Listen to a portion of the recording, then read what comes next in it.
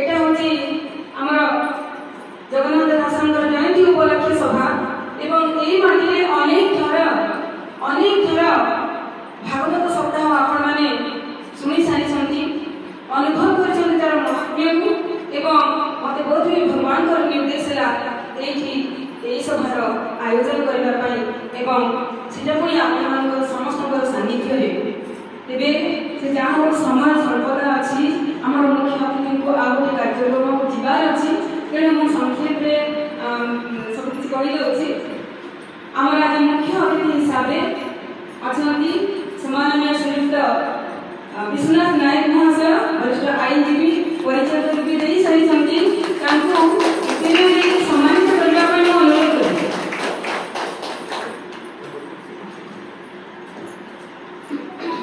ଆମର ସଂସ୍କୃତି କହେ ଅତିଥି ଦେବୋ ଭବ ଅତିଥି ହେଉଛନ୍ତି ଭଗବାନଙ୍କର ସହିତ ସମାନ ଅତଏବ ସେଥିରେ ବୟସର କୌଣସି ତାରତମ୍ୟ ନଥାଏ ଅତିଥି ସବୁବେଳେ ଭଗବତ ପରିସରରେ ଆସୀନ। ଆମର ମୁଖ୍ୟ ବକ୍ତା ରୂପେ ଆମ ସହିତ ଅଛନ୍ତି ସମ୍ମାନନୀୟ ଶ୍ରୀଯୁକ୍ତ ବ୍ରଜମୋହନ ବେହେରା ମହାଶୟ ଯିଏ ଜଣେ ଶିକ୍ଷାବିତ୍ ବାଗ୍ମୀ ଏବଂ ଏଠି ଟାଉନ ହାଇସ୍କୁଲରେ ଯେତେବେଳେ ଗଙ୍ଗାଧର ଜୟନ୍ତୀ ହେଉଥିଲା ତାଙ୍କର ଓଜସ୍ୱୀ ବକ୍ତୃତା ସମସ୍ତେ ଶୁଣିଛନ୍ତି ହୁଏତ ମୁଁ ସେଥିରୁ ପରିଚିତ।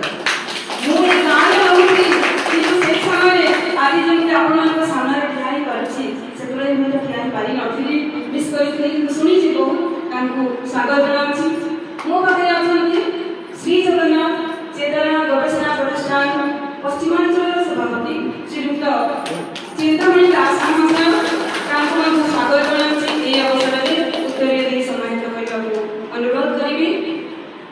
ଆମ ଭୂମିରେ ଅଛନ୍ତି ଆମର ବରିଷ୍ଠ ନାନୀଙ୍କର ନାଁ ତ କହିବିନି ନାନୀଙ୍କର ଜାଣିବା ସ୍ୱାଗତ ଜଣାଉଛି।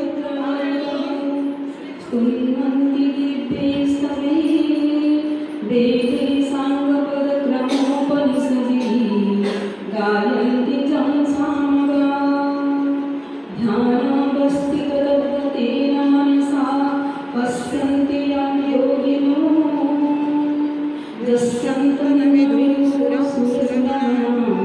देवाय तस्मै नमः। से देवता को प्रणिपात करी आपनମାନଙ୍କ ସମସ୍ତଙ୍କର ମଙ୍ଗଳ କାମନା କରୁଛି। आम मुख्य वक्ता श्रीजुक्त ब्रजमोहन बेहेरा को अनुरोध करी से आम गहन जगन्नाथ दास विषय किसी कह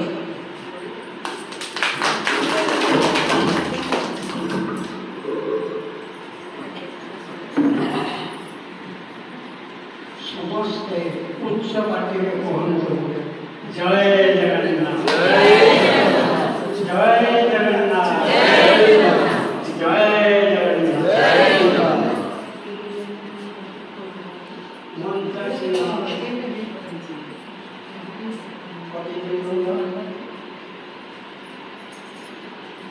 पश्चिम ओडिशार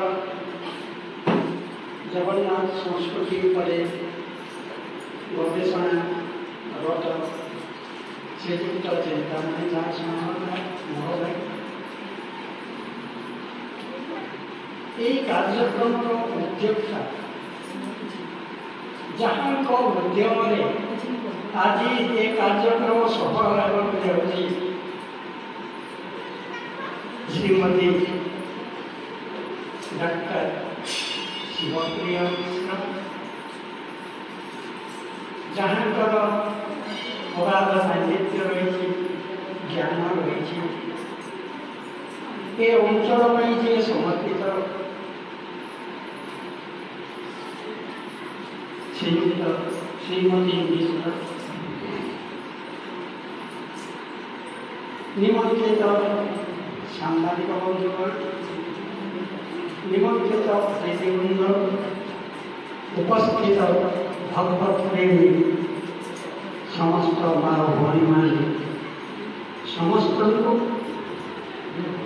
जगन्नाथ दासंकर ये जयंती उत्सव समारोह तेलेंगाली ग्रामवासी तेलेंगाली भगवत प्रेमी माँ मावसी मान तेलेंगाली ग्राम ଭକ୍ତମାନଙ୍କ ତରଫରୁ ସେମାନଙ୍କୁ ହାର୍ଦ୍ଦିକ ଶୁଭେଚ୍ଛା ଜ୍ଞାପନ ଭାବରେ ଜଡ଼ିତ ଏ ମାଟିର ବହୁଶ୍ରୀ ଏ ମାଟିର ଜଣେ ସ୍ୱନାମଧନ୍ୟା ଶିକ୍ଷୟିତ୍ରୀ ସେ ସଂସ୍କୃତ ଭାଷାରେ ମଧ୍ୟ ତାଙ୍କର ଅଗାଧ ପାଣ୍ଡିତ୍ୟ ରହିଛି। ତାଙ୍କ ଯୋଗୁଁ ଏ ଅଞ୍ଚଳର ସାମାଜିକ କ୍ଷେତ୍ରରେ ଅନେକ ପରିବର୍ତ୍ତନ ହେଇଛି, ହେବାକୁ ମଧ୍ୟ ଯାଉଛି। ଛୋଟ ଛୋଟ ପିଲାମାନଙ୍କୁ ନେଇ ଶ୍ରୀମଦ୍ ଭଗବତ ଗୀତାର ଯେଉଁ ଆବୃତ୍ତି ଉପରେ ସେ ବିଶେଷ ଧ୍ୟାନ ଦେଇଛନ୍ତି ଏବଂ ଆଜକୁ ପ୍ରାୟତଃ 5 ବର୍ଷ ହେବ, 6ଠ ବର୍ଷ ହେବ ସେ ଯେଉଁ ଉଦ୍ୟମ ଆରମ୍ଭ କରିଛନ୍ତି ତାହା ବାସ୍ତବିକ ପ୍ରଶଂସା। ଜଗନ୍ନାଥ ଜୟନ୍ତୀ ମହୋତ୍ସବ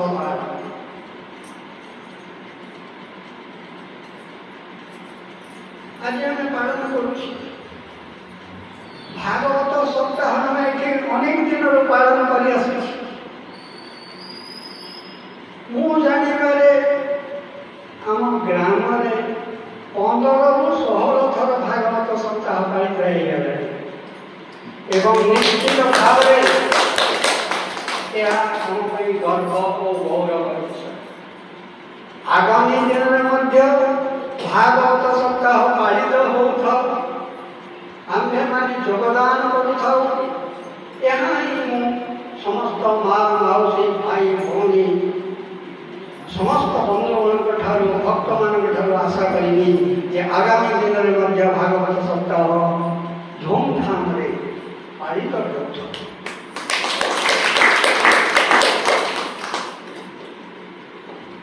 ଭାଗବତର ଯିଏ ଜନ୍ମଦାତା ତାଙ୍କ ବିଷୟରେ ଗବେଷକ ମହାଶୟ ଆପଣମାନଙ୍କ ସମ୍ମୁଖରେ ଯେଉଁ ସତ୍ୟ ଉପସ୍ଥାପିତ କରିଛନ୍ତି ତାହା ଆପଣମାନେ ବୁଝିପାରିଥିବେ।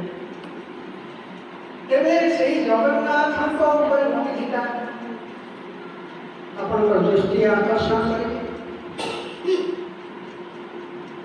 ଜଗନ୍ନାଥ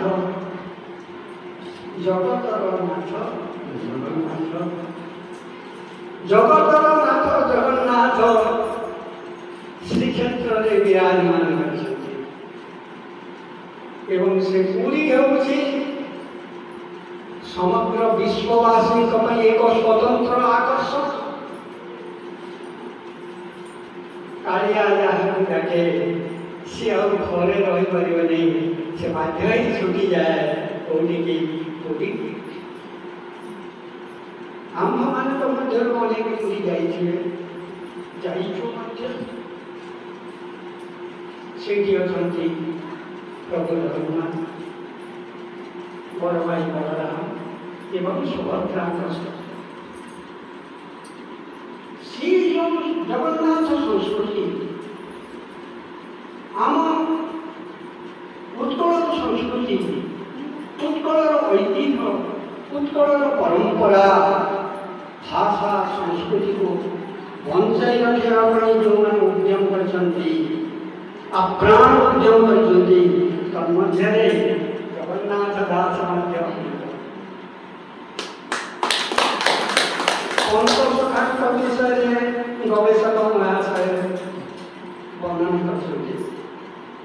ସେ ବିଷୟରେ ଆଲୋଚନା କରିବାକୁ ଯେ ସମୟ ସାପେକ୍ଷ, ସମୟ ଆସିଲେ ନିଶ୍ଚିତ ଭାବରେ ଆମେ ବିସ୍ତୃତ ଭାବରେ ଆଲୋଚନା କରିବା ପରବର୍ତ୍ତୀ ସମୟରେ। ତେବେ ଯେଉଁ ଜଗନ୍ନାଥ ଦାସଙ୍କ ଜୟନ୍ତୀ ଉତ୍ସବ ପାଳନ କରୁଛୁ, ପ୍ରକୃତରେ ଆଜି ତାଙ୍କର ଜନ୍ମଦିନ ନୁହଁ। ଭାଦ୍ରବ ମାସ ଶୁକ୍ଳ ପକ୍ଷ ଅଷ୍ଟମୀ ତିଥିରେ ସେ ଜନ୍ମଗ୍ରହଣ କରିଥିଲେ। କୋଉଠି ନା ପୁରୀ ଠାରୁ 6 କୋଶ ଦୂରରେ କପିଳେଶ୍ୱର ନାମକ ଏକ ଗ୍ରାମରେ ବ୍ରାହ୍ମଣ ପରିବାରରେ ସେ ଜନ୍ମଗ୍ରହଣ କରିଥିଲେ। ତାଙ୍କ ବାପାଙ୍କ ନାମ ହେଉଛି ଭଗବାନ ମାଙ୍କ ନାମ ହେଉଛି ପଦ୍ମାବତୀ। ଭଗବାନ ଦାସ ତାଙ୍କର ସଂସ୍କୃତ ଭାଷାରେ ଅଗାଧ ପାଣ୍ଡିତ୍ୟ ଥିଲା। ସମସ୍ତ ବେଦ ପୁରାଣ ଉପରେ ତାଙ୍କର ଗଭୀର ଜ୍ଞାନ ରହିଥିଲା। ସେଇଭଳିଆ ଜଗନ୍ନାଥଙ୍କ ମା ଯିଏ ହେଉଛନ୍ତି ପଦ୍ମାବତୀ, ସିଏ ଥିଲେ ଅତ୍ୟନ୍ତ ଧର୍ମପରାୟଣା ଏବଂ ଉଭୟ ବାପାଙ୍କର ଛାପ ପଡ଼ିଥିଲା। ତଥାପି ବିପଦ କହିବା ପାଇଁ ସାହସ କରୁଛି। ଜଗନ୍ନାଥ ଯେତେବେଳେ ଅତିବଡ଼ି ଜଗନ୍ନାଥ ଯେତେବେଳେ ତାଙ୍କର ବୃଦ୍ଧାବସ୍ଥା ଆସିଛି, ସେତେବେଳେ ସେ ଶଯ୍ୟାଶାୟୀ ହେଇଗଲେ, ଆଉ ତାଙ୍କର ହାତ ଗୋଡ଼ ଯେମିତି ଚଳୁନି ସେ ଅବସ୍ଥା ଆସିଗଲା। ସେ ସମୟ କଥା ଯୋଉଟାକି ଶ୍ରୀ ଭକ୍ତ ଚରିତ୍ରାମୃତରେ ଏ କଥାଟା ଅଛି। ତାଙ୍କର ବହୁତ ଶିଷ୍ୟ ଥିଲେ, ସମସ୍ତେ ତାଙ୍କର ସେବା କରୁଥିଲେ।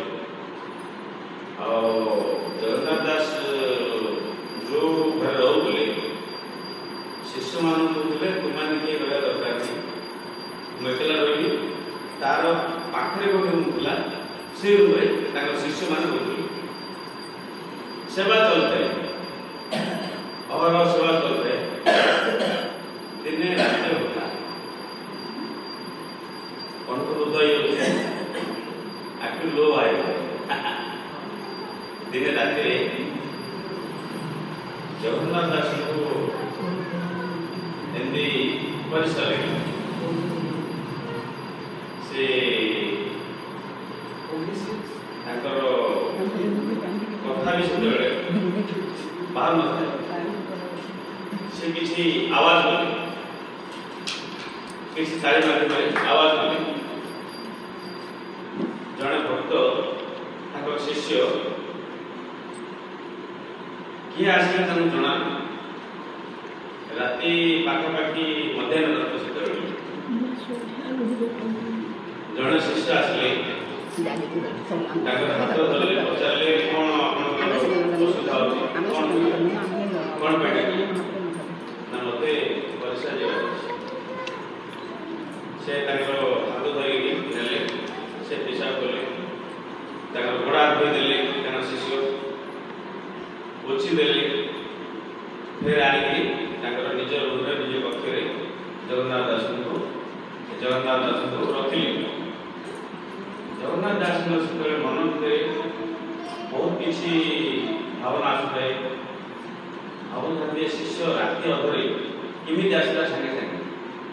ସମସ୍ତେ ତ ଶୋଇଥାଉଛନ୍ତି ରାତି ଅଧରେ, ମୁଁ ଟିକେ ଆୱାଜ କଲି ଆସିଲା, କିଏ ଆସିଲା, ଆଉ କେମିତି ସାଙ୍ଗେ ସାଙ୍ଗେ ମୋତେ ନେଇଗଲା, କେମିତି ଧରିକି ନିଜ ଜାଗାରେ ରଖିଥିଲା, ସେବା କେମିତି କଲା। ମନ ଭିତରେ ପ୍ରଶ୍ନ ଆସୁଥାଏ। ହେଲେ ଭିତର କଥା ତ ଭଗବାନ ନିଶ୍ଚୟ ଜାଣୁଛନ୍ତି। ପଚାରିଲେ ଜଗନ୍ନାଥ ଦାସ ଭକ୍ତଙ୍କୁ, ସେ ଶିଷ୍ୟଙ୍କୁ, ତମେ କିଏ? ନା ମୁଁ ତମର ସେବକ ଶିଷ୍ୟ। ନା ତଥାପି ଏତେ ଜଲ୍ଦି କେମିତି ଆସିଲେ? ମୁଁ ଯଦି ଟିକେ ଆବାଜ ଦେଲି, ତୁମେ ତ ଶୋଇଥିବ କି ବସିଥିବ, ଉଠିବ, ଫେରେ ଆସିବା ପାଇଁ ତ ସମୟ ଦରକାର। ସାଙ୍ଗେ ସାଙ୍ଗେ କେମିତି ପହଞ୍ଚି ନ ପାରିବ, ମୋତେ ସନ୍ଦେହ ଲାଗୁଛି। ସେ ଶିଷ୍ୟ କହୁଛନ୍ତି, ନାଇଁ ମୁଁ ଆପଣଙ୍କ ପାଇଁ ସବୁବେଳେ ମାନେ ସଚେତନ ଅବସ୍ଥାରେ ରହୁଛି, ଅହରହ ସେବା କରିବା ପାଇଁ ପ୍ରସ୍ତୁତ ଅଛି, ସେଇଥିପାଇଁ ଜଲ୍ଦି ପଳେଇ ଆସିବେ। ତୁମ ନାଁ? ମୋ ନାଁ ଗୋବିନ୍ଦ। ଜଗନ୍ନାଥ ଦାସଙ୍କ ମନରେ ପ୍ରଶ୍ନ ଆସିଲା, ସନ୍ଦେହ ଆସିଲା। ଫିର୍ ବି ତାଙ୍କର ହାତ ଧରିଦେଲେ, ନାଇଁ ତୁମେ କୁହ, ତୁମେ ପ୍ରକୃତରେ କିଏ? ବୋଲେ ସେ ସମୟରେ ଜଗନ୍ନାଥ ନିଜର ଚତୁର୍ଦ୍ଧାମୂର୍ତ୍ତି ଦର୍ଶନ ଦେଇଥିଲେ ଜଗନ୍ନାଥ ଦାସଙ୍କୁ। ଏଇଟା ହେଲା ଶ୍ରୀ ଜଗନ୍ନାଥ ଦାସ, ଅତିବଡ଼ି ଜଗନ୍ନାଥ ଦାସ ଆଉ ମହାପ୍ରଭୁ ଜଗନ୍ନାଥ ଭିତରେ ଭକ୍ତ ଭଗବାନ ଭିତରେ କେମିତି ନିବିଡ଼ ସମ୍ପର୍କ। ସେଇଥିରେ ଜଗନ୍ନାଥ ତାଙ୍କୁ କୋଟି କୋଟି ପ୍ରଣାମ। ବିଷୟରେ ଅନେକ କଥା ଆପଣମାନେ ଶୁଣି ସାରିଲେଣି। ତଥାପି ଏ ଯେଉଁ ମାତୃଶକ୍ତି କଥା ତାକୁ ମୁଁ ଆଉ ଥରେ ଦୋହରାଇବି। ବକ୍ତାମାନେ କହିଛନ୍ତି ଯେ ସେହି ସମୟରେ ସଂସ୍କୃତରେ ଲେଖା ହେଉଥିଲା, ଭାଗବତ ଗୀତାରେ ଯାହା ପୁରାଣ ଲେଖା ହେଉଥିଲା ସବୁ ସଂସ୍କୃତରେ ଲେଖା ହେଉଥିଲା। ଏବଂ ପୁରୀ ଶ୍ରୀମନ୍ଦିରରେ ସେତେବେଳେ ରାଜା ଗଜପତି ରାଜା रुद्रदेव पुराण पंडा नियुक्त होते जो माने विशारद संस्कृत जो माने अन्य माने तार अर्थ बुझे पारे संक्रमत्य सतगणमले रत्न सिंहासनस्थं सर्वालंकारयुक्तं संयुतं चक्रजेन भद्राय भागीरथजनयुतं ब्रह्मरुद्रेन्द्रवद्यं वीरणं सारविसंस्वजनवरुतं ब्रह्मदारुं भजेऽहम्। जय गुरुदेव। समस्ते बोधे अनेक समय धरी धैर्य सहकारी जगह क्वेश्चन एक सुंदर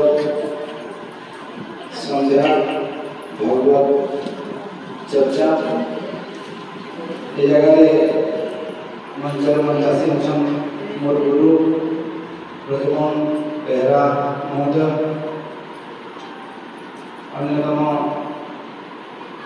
जे जन सुलेखिका वक्ता हमार ओडिशा साहित्य एकाडेमी पूर्वतन सदस्य शिवप्रिया मिश्र जार मुहर आपण मैंने भगवत अनेक कथा श्रवण करुले तार संगे मो सांगाई चिंतामणि दास जे जगन्नाथ चेतना गवेषणा परिषद पश्चिम ओडिशा सभापति तार संगे जगह उपस्थित समस्त भगवत प्रेमी प्रकृति मोर कार्य व्यस्तता लगे ये जगह छाड़ी अन्य जगह को जाइए किंतु एते बड़े सुंदर चर्चा भगवत विषय होता मोर जीवा इच्छा नथिला किंतु बाध्यबाधकता जाइए मुझे उपस्थित होती मत जो काका मत अनुरोध कले मुख्य अतिथि हम मुझे मोर गुरु बसते से जगह समस्त सामने मुख्य अतिथि कौन हेबी मु शुणा सुजोग पाइबी निश्चित रूप से उपस्थित रही से मुहर भगवत विषय आज जो उद्देश्य ये भगवत चर्चा जगन्नाथ दास जन्म महोत्सव पालन हो जगन्नाथ दास बोधे आप समस्त बसिक शुणी सारी जे भगवत ओडिया भागवत रचयिता कहीं अति बड़ी सम्मान प्रदान कर से केमी अति बड़ी होते तो अनुपस्थित निश्चित रूप से आपण शुणिथे श्री चैतन्य देव श्रद्धा जगन्नाथ अनन्य भक्त हिसाब से अति बड़ी सम्मान देकी संबोधन करते से जगन्नाथ बड़ भक्त होता अति बड़ी बाहर अति बड़ी अन्य कौन किसी नुहे जगन्नाथ दास से समय ओडिशा जो पंचसखा बलराम दास यशवंत दास अच्युतानंद दास अनंत दास जगन्नाथ दास ये पंचसखा गोटे समय था सारा ओडिशा एक भक्तिर धारा प्रवाहित करते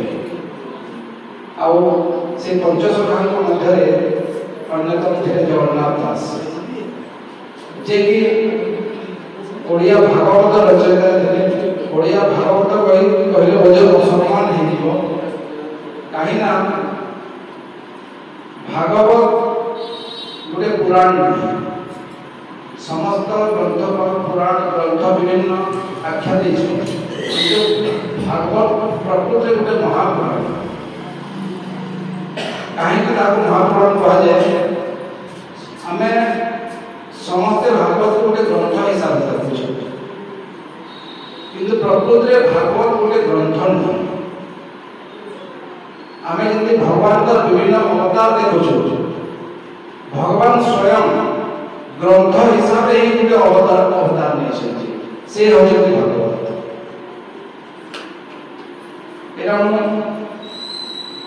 विभिन्न जगह पढ़ला समय किछटा पढ़ी थी आउ किछटा जान आनंद करथिली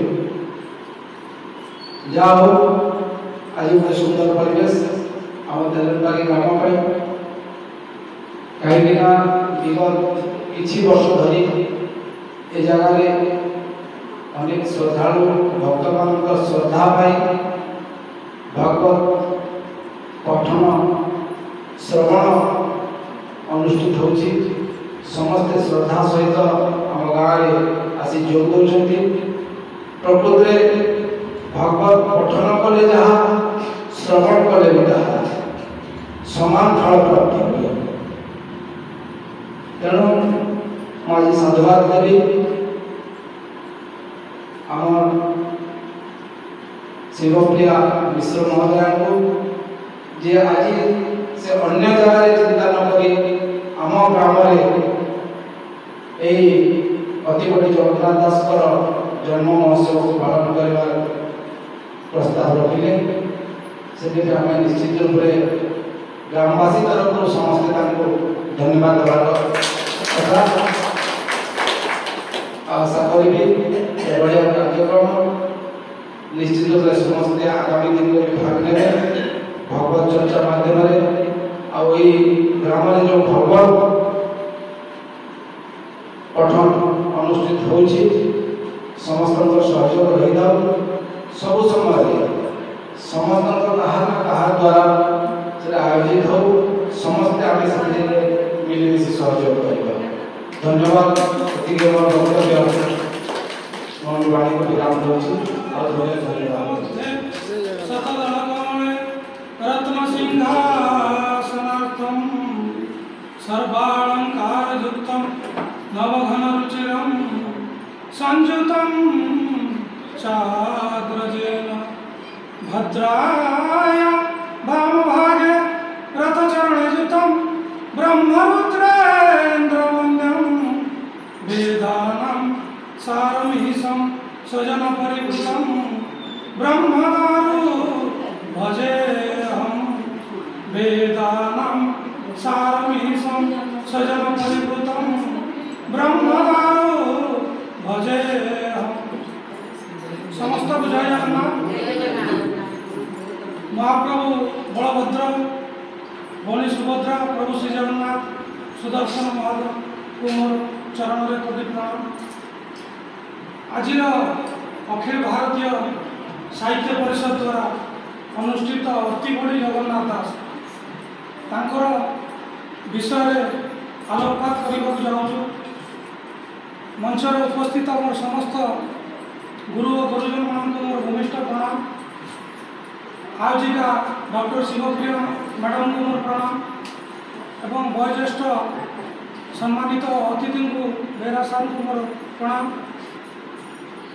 पंच शाखा गोटे मन पंचटा शाखा जदि महाप्रभु वृक्ष हमें पांच शाखा थिले आम पंच शाखा से पंच शाखा किए थी प्रथम आमको जानवा पड़ो जगन्नाथ दास बलराम दास अनंत दास अच्युत दास जशवंत दास जमती गोटे वृक्षर शाखा नथिले जमती पूरा लंडा दिशे आम जगन्नाथ संस्कृति ये पांच जन को बाद के बंचवा असंभव मन आज जेहतु विषय वस्तु अच्छी आम अलग क्या विषय को न जाए सीधा जगन्नाथ दास को विषय को आसवा जगन्नाथ दास को अति बड़ी उपाधि किए देते आम खुशी अति बड़ी आम जो भागवत टुंगी छोट थी कौन होता भागवत जड़े पढ़ुला वयोज्येष्ठ व्यक्ति आम बापा दादा मैंने पढ़ुले प्रत्येक गाँव जिते पुराना गाँव देखिए सब